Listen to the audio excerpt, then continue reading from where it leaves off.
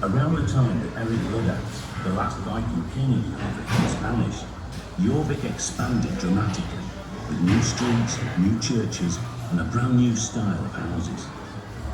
It was a busy place, with people arriving from all over the Viking world to visit, trade, and settle. In this multicultural society, people had different appearances, languages, religions, and possessions. The remains of part of this thriving city are found right here, and by carefully piecing together all of the archaeological evidence and what we know from other sources, you can now visit the Viking Age.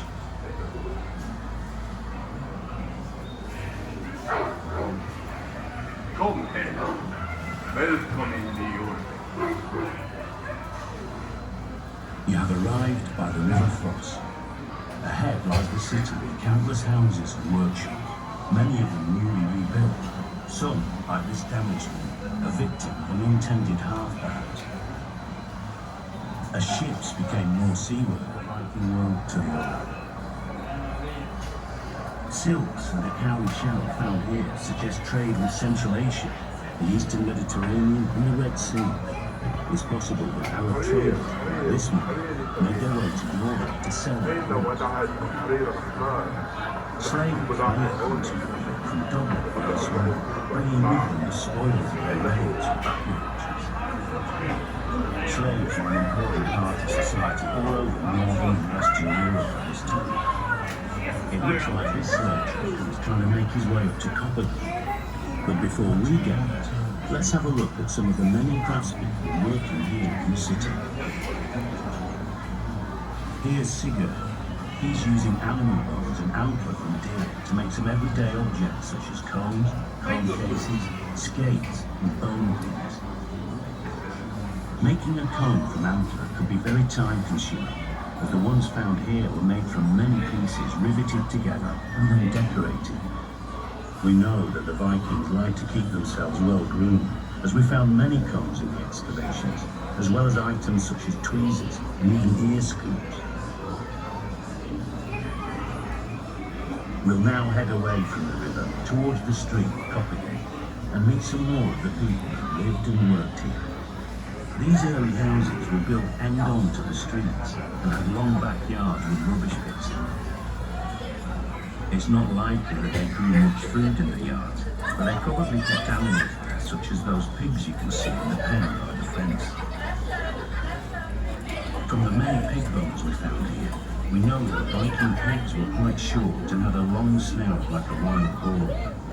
Pigs will eat almost anything, so it would have been a great way to turn household waste into meat. Here's the blacksmith's house. Look inside and you can see his wife by the fire. Grummy, the blacksmith, is teaching his son how to sharpen the knife he has just made.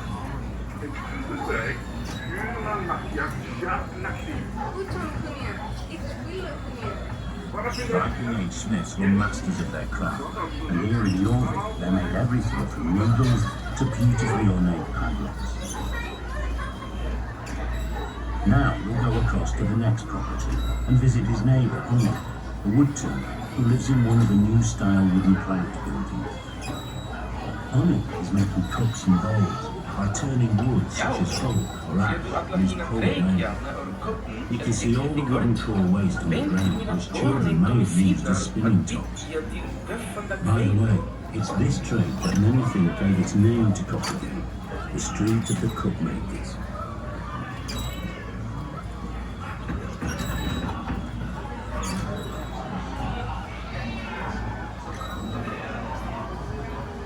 Another building is being built behind Rummy's house.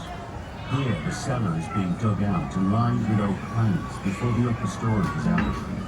You can see a stack of turfs over there that are going to be used to roof this building. Looks like the builders are having a rest though.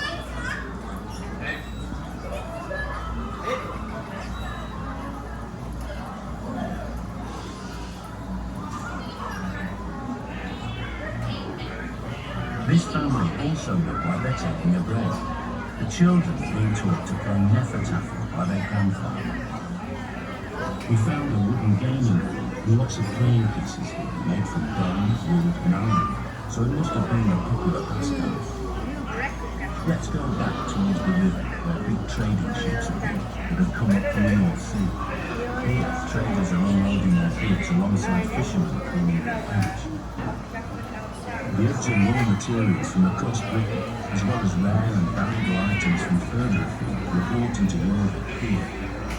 Iron alloy bars from Britain alongside amber, sharpening stones and walrus-ivory from Scandinavia, and good wine from the Rhineland. Jorvik was truly bustling, a vast international trading centre. Here some fishermen cleaning their catch and mending their nets. Fish from the rivers and the sea were brought into Jorvik, and we found thousands of fish bones that tell us exactly what the people ate, which included lots of fish, eels, and even oysters. So these men were probably doing a roaring trade. Have a look at the man. His face has been reconstructed based on a skull that was found in York. Later on in the visit, we see more real faces like this.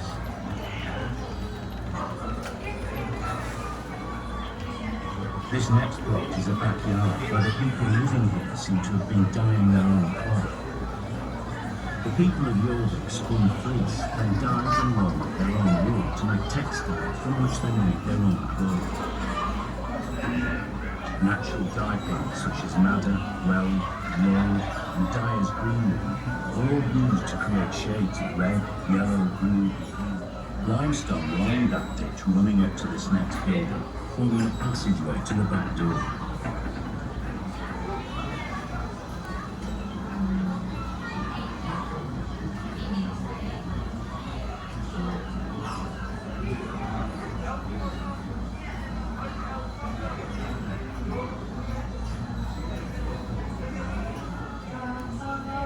As we travel through this two-roomed house, you can imagine the floor at the back is being built, and you can see the cellar below where goods are stored.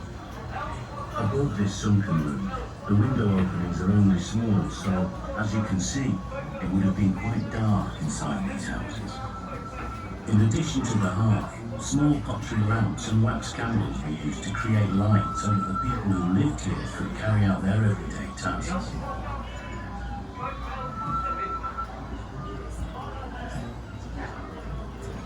In this front room, you can see a woman working at the loom, which was used to weave woolen cloth for clothing and blankets.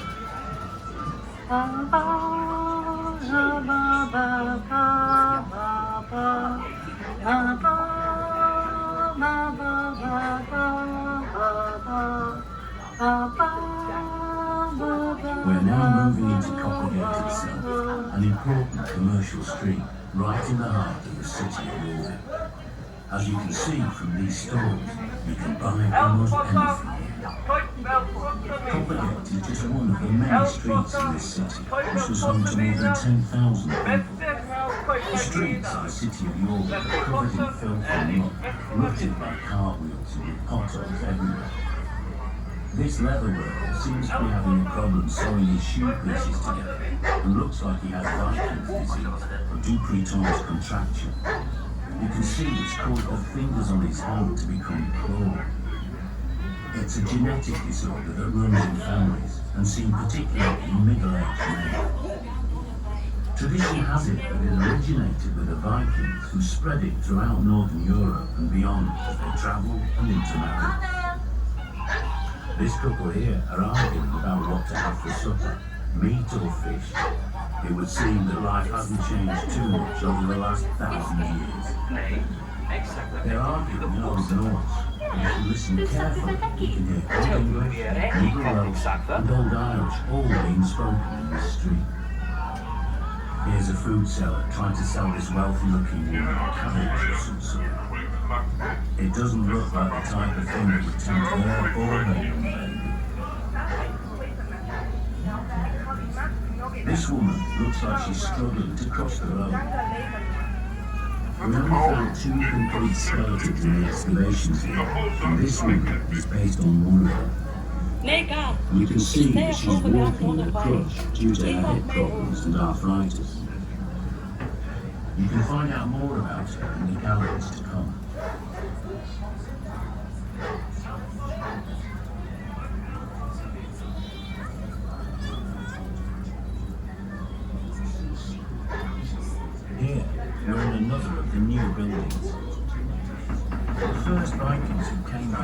Christians who worship their pagan Norse gods, but they seem to have adopted Christianity quite quickly. There is lots of evidence for there being a Viking-era church just behind Coppergate, and there were many other new churches built in Jorvik at this time. It is a priest administering last rites. He would always have worn a stone around his neck, as seen here, as it marked his priestly status. We found a very small, silk, pink-coloured reliquary pouch in one of the buildings. The embroidered cross on it suggests that it once held holy relics which have since disappeared and are now a mystery.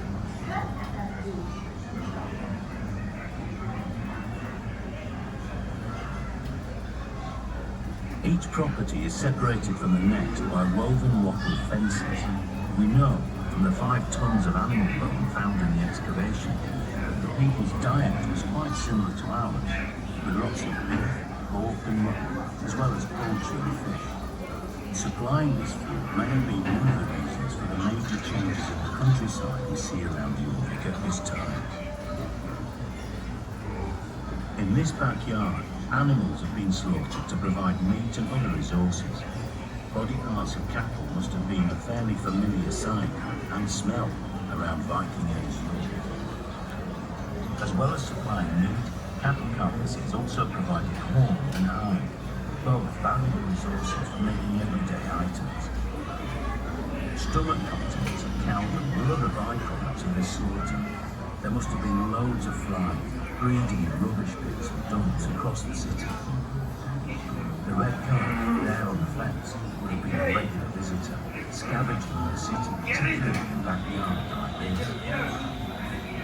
Toilets would also have been situated in the backyards.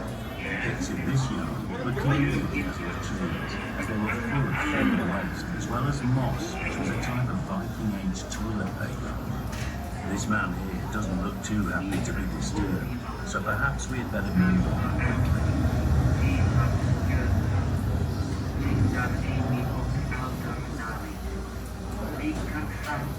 Here we are in our final house. In the excavations at Coppergate, we found a few Viking Age musical instruments, including a set of panpipes which can still be played. Music, saga telling and poetry must have been important in the Viking era. Iceland and Scandinavia have cultures rich in storytelling, traditions that developed in Viking times. Norse mythology, which conjures up gods and monsters living in 9 realms, still captures the imagination today. But we can picture what it was like sitting around a hearth, enjoying tall tales of magic and bravery.